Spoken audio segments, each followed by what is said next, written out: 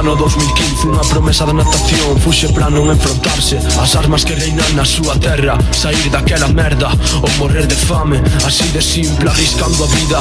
Yus embarcou, deixando atrás a Siria en busca de algo mellor, con outros compatriotas que só querían calma, pan para os seus fillos, un futuro e unha casa. Botáronse a mar, esa gran barreira que para eles era arriscarse a afogar, tentar superala, o último alento do suspiro que quere poder vivir en paz.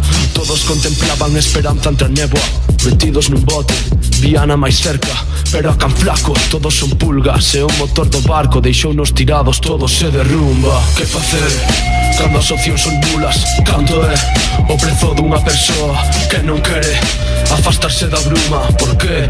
Dime por qué queres que morran. Que facer cando as opcións son nulas? Canto é o prezo dunha persoa que non quere afastarse da bruma? Por qué? Dime por qué queren que morran. Co motor parado as engranaxes van ao traste, 20 rostros sirios o reflexo dun desastre. Que non saiba nadar, esta vez non terá sorte. Só son vidas humanas condenadas a morte. Pero a xoven nadadora adestrada por seu pai, indignada ante a catástrofe, propuxose actuar, poñendo a súa vida por diante.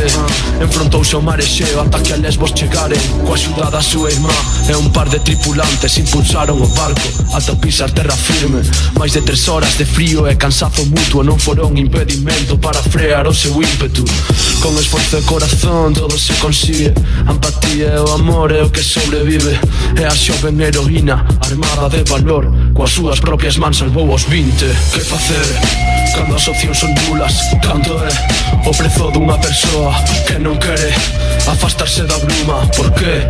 Dime por qué queres que morran. Que facer cando as opcións son nulas? Canto é o prezo dunha persoa que non quere afastarse da bruma? Por qué? Dime por qué queren que morran.